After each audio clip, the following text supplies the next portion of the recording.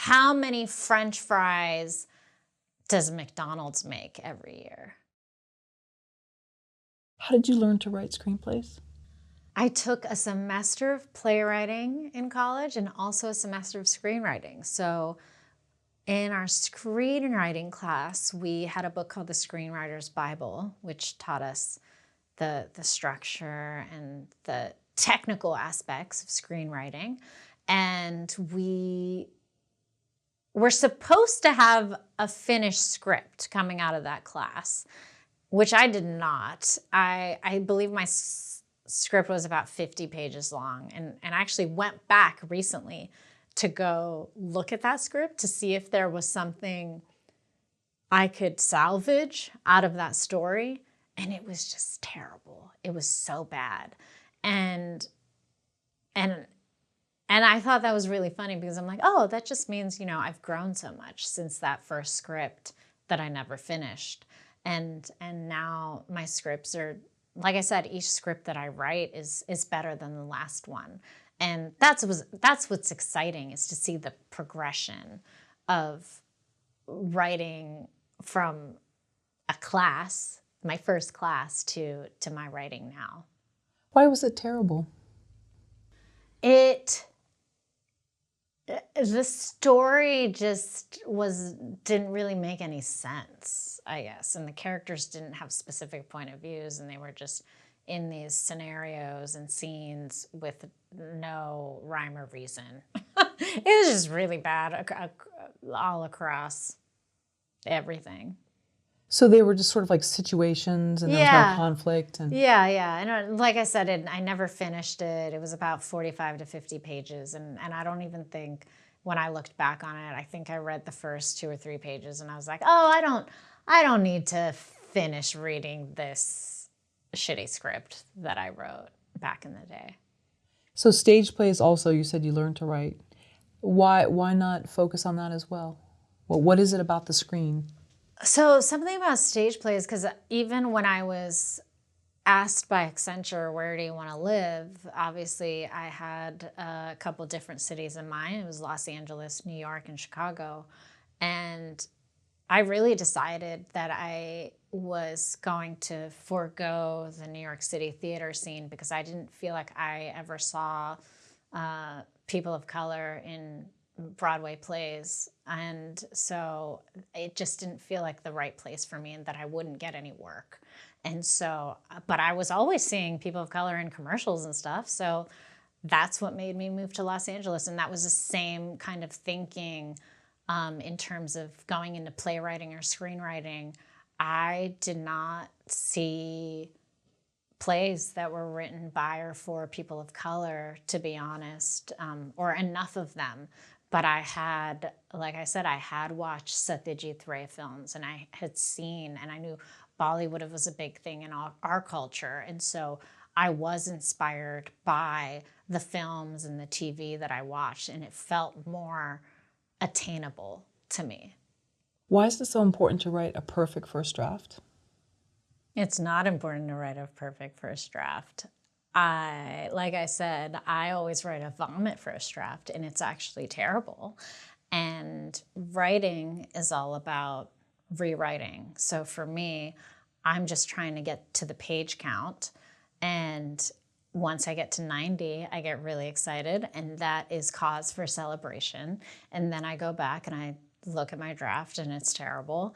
And so I look through it and I do my own version of a second and third drafts of that. And then that's when I get to send it off to my 4 or 5 friends that I trust to give me critical, smart notes that will actually help move the script along.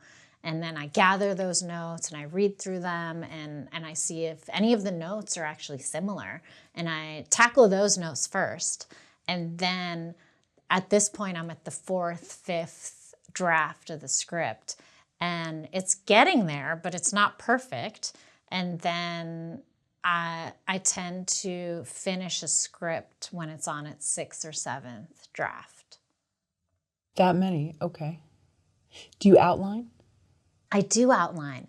So going back to Thomas Lennon's book, How to write movies for fun and profit, he has this really great chapter of outlining where his outlines are like 20 pages long.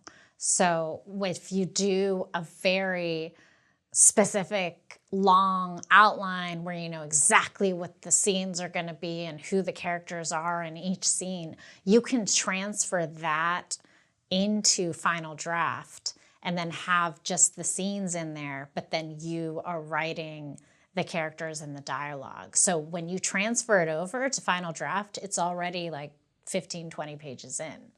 And so it's way easier to write and finish a script if you have an amazing outline and you know exactly where it's going to go. And then you can even hop back and forth. So what's exciting to me is, like I said, I don't write unless I'm getting joy from the script. And so maybe I want to write the ending first. So then I write the ending because I already know what scenes are necessary to get to the end. So then I just write that ending and then I work backwards. So your writing process sounds like it varies. It's not like you start a script the exact same way every time. It varies with each project. And sometimes I'll just get an idea and I'll start writing and I'll be like, oh, I'm writing. Where's this going to go? Maybe it goes nowhere, but maybe it does go somewhere. And so every project that I write, it's a different process in terms of getting it down on the page. Even with Cowboy and Indian, when I wrote Cowboy and Indian, I saw it more visually than with a lot of dialogue. So I just wrote the visions of the scenes down, and then it was birthed out of that vision. So going back to the Twitter thread from a few months ago that I saw about the right way and the wrong way to do something and sort of, you know, the film community and their opinions on it, it sounds like you just have different styles for each script that you work on and it all ends up working out. There's no real process that you follow every time for each one.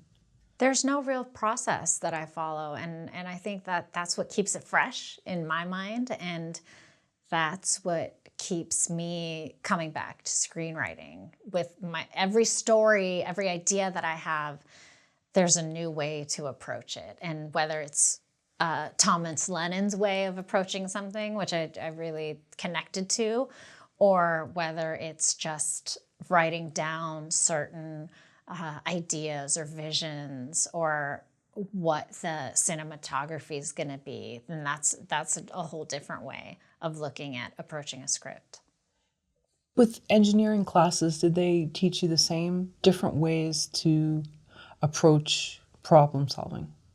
So it won't be A, B, and C every time for the same problem. Yes. So something that I went through as I was getting my degree was I was interviewing for a lot of different jobs. And even though I had the Accenture jobs, I would go to these interviews to be like, oh, maybe they're going to offer me more money. Who knows? And so I was in an interview for McKinsey Consulting, which is one of the big fancy consulting groups that a lot of Ivy League graduates work for. And they ask the same type of questions in these interviews, which are big macro questions that don't necessarily have a correct answer, but they want to see your brain process of how you would get to that answer. So one of the questions that I remember getting in this McKinsey Consulting interview was, how many French fries does McDonald's make every year? So how would you go about answering that question? And there's different ways to go about it. There's, you could start with, okay, what does the McDonald's sign say? Serving this many million people every year. You could start from there and work backwards towards, okay, how many French fries are in one pack? How many people come through there per day? And how many cities are there in the United States? How many McDonald's are there in America? So you go through this process and you have to say the process out loud to the interviewer so they can understand your brain thinking skills. And then you get to a number at the end, but it could be a totally unrealistic number. It doesn't matter what that number is. It's about how you got there.